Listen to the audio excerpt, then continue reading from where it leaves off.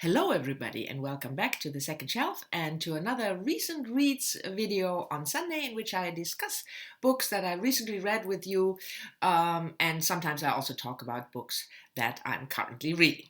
And the first book I want to talk to you about is a book that I forgot to mention in my recent reads 2 weeks ago because I read it beginning of October already and I just forgot to talk about it. Yeah, sorry. What can I say? Anyway, that's Agnes Grey by Anne Bronte, published first in 1847 when Anne Bronte was 27 years old. It was her first novel. Anne Bronte, of course, one of the Bronte sisters, and no, I haven't read yet The Tenant of Wildfell Hall, which she published a year later, and then she died. Anyway, this was a buddy read for Sean over at Sean the Book Maniac. I will leave a link to his channel down below. If you haven't heard of him, you should absolutely, definitely, surely, certainly subscribe. And Sean participated in Victober. I didn't, but we read this book together because I wanted to start reading Anne Bronte's two books.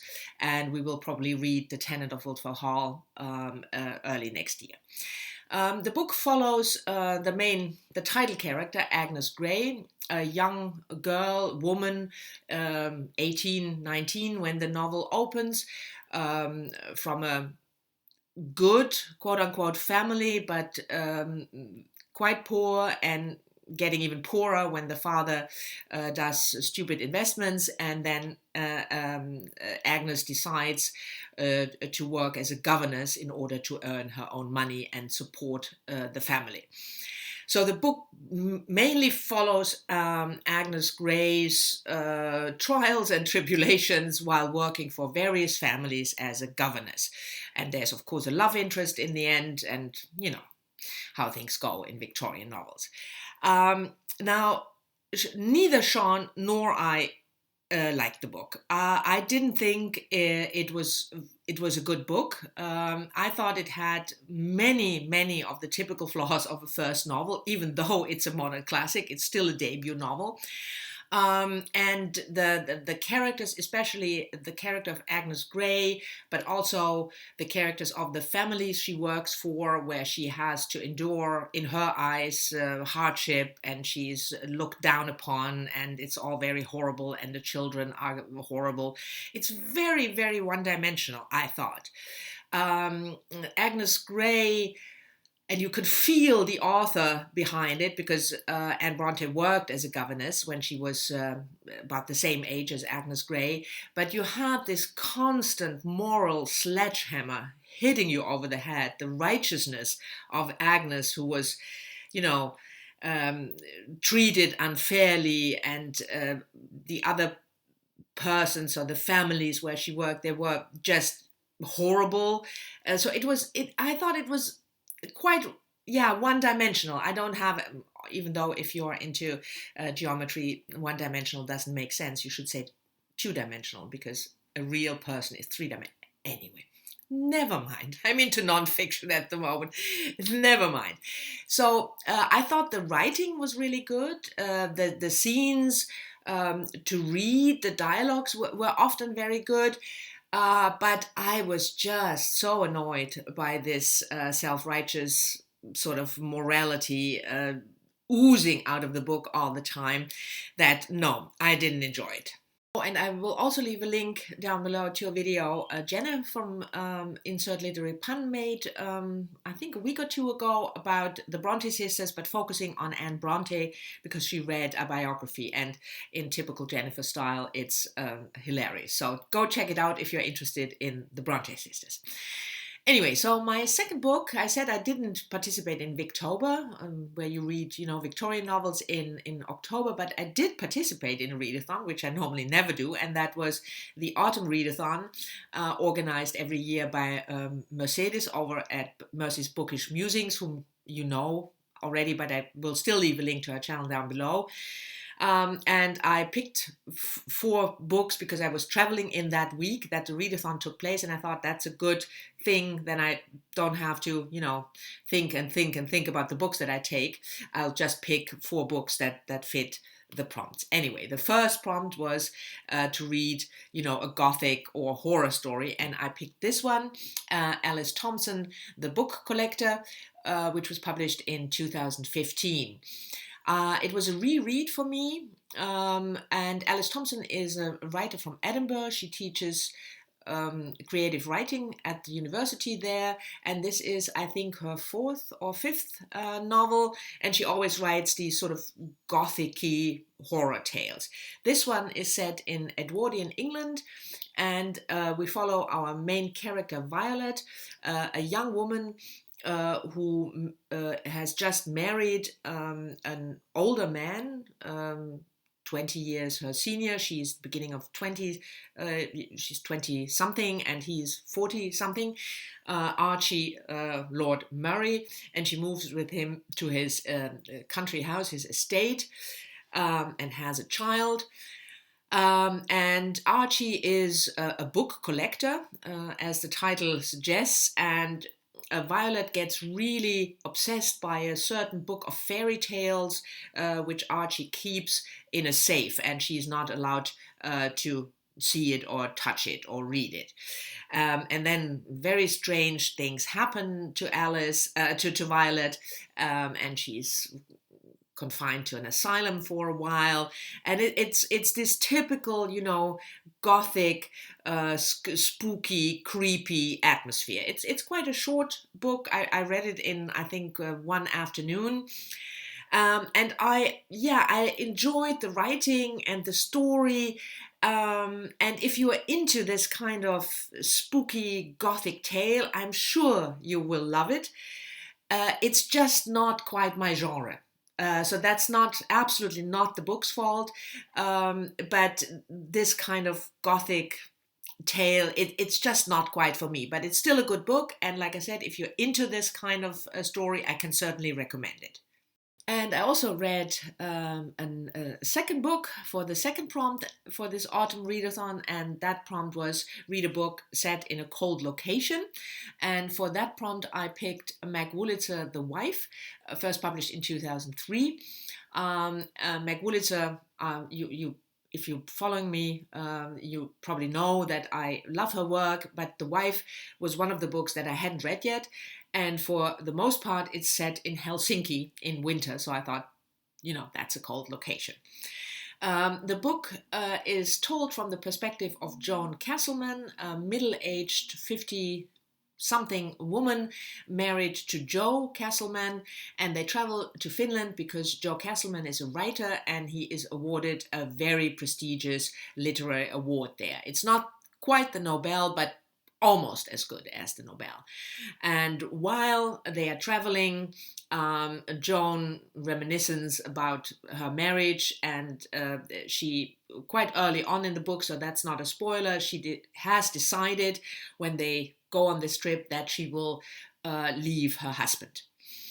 The book then, in typical Meg Wolitzer style, with a lot of flashbacks, we learn about how they met and the books that Joan herself was starting out as a writer, obviously very talented, but then, when she met Joe, they married, children, and Joe became the writer in the family.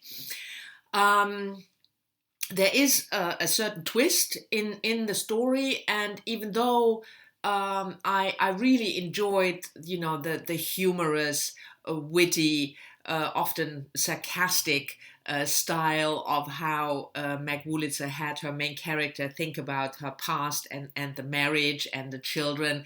It's just such a pleasure to read. My only quote-unquote problem with the book, I mean, it's not a major problem, but it spoiled the fun a bit, because I knew already what the twist was, and that sort of took a bit of joy out of the reading experience for me. But it was a fast read. It was very funny, and the way Meg Wolitzer wrote about this marriage that sort of fell apart for various reasons. It was a really enjoyable read, and if you want to pick up this book, I would really suggest that you do not um, um, read any reviews that tell you about the twist, because I think the book is, you will have a better reading experience if you don't know what the twist of the story is. Another prompt of this autumn readathon was read a historical fiction novel. And I read a book, Samantha Harvey's Western Wind, which was just published in November, but I will talk about that book later. I want to think about it and maybe even reread it, so I will talk about that book in another recent reads. And the final book for the prompt, a non-fiction book that feels autumnal to you, I picked up this one, Sodden, A Journal of Solitude, published in 1973. Now, May Sodden was a very prolific and famous American writer. She wrote poetry, novels, but is also very well known for various journals she published.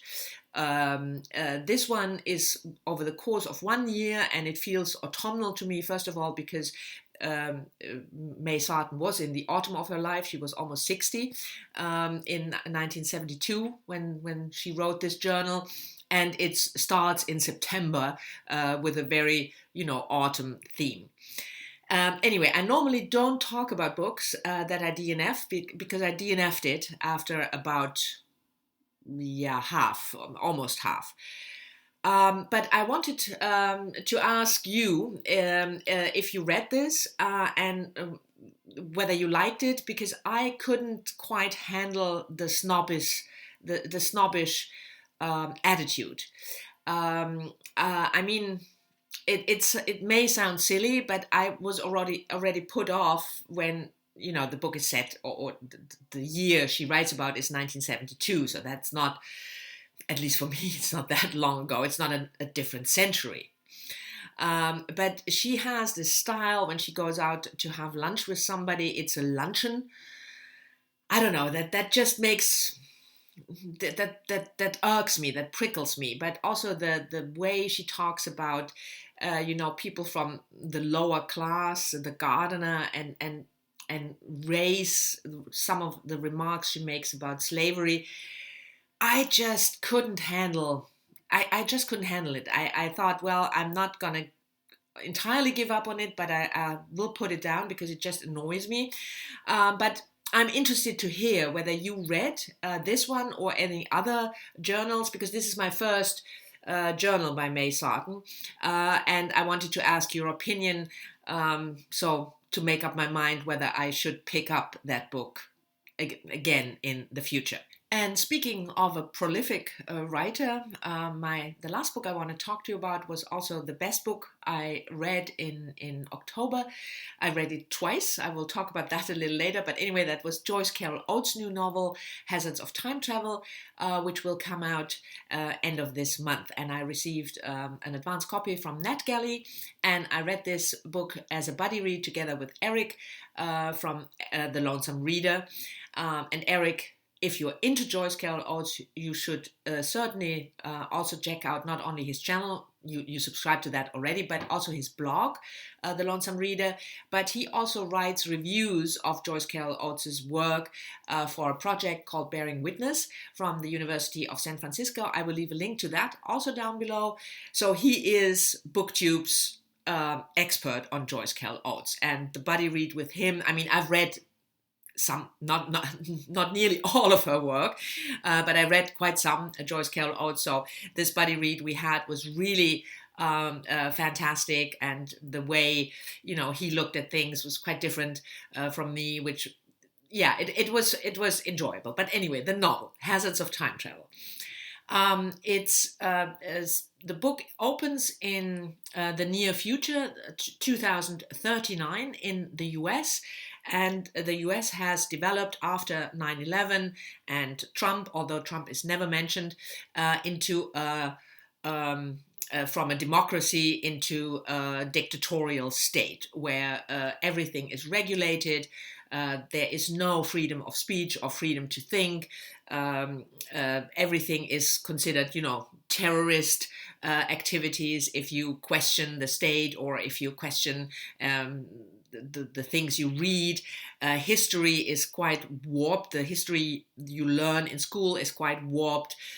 You learn very little about the time before the big event 9/11. And the main character is a young woman, a girl still, just finishing high school, Adrienne, a stroll in that new America. And then in her speech she's about to give as a valedictorian from high school, she poses questions, and that is not what you do. So she is arrested and not sent to prison, but the punishment is exile. Exiled back in time to the late 1950s, early, then 1959, but when the book develops, we go into the early 1960s. A small university town called Wayne Scotia University in Wisconsin. And the main portion of the book is then what happens to Adrienne back then in the late 1950s and early 1960s. She studies psychology. There's a lot of discussion about themes like identity, but also science. There is a professor she gets quite drawn to. She falls in love with him. He might be an exiled person too. We will learn later in the book whether or not that's true. And when I first read it together with Eric, I thought the story was engaging and it was interesting, especially that time travel aspect about what do you remember from your past, which is the future, and whether you can change it. But I don't know. And then I decided I'm going to reread it right away. When in doubt, reread.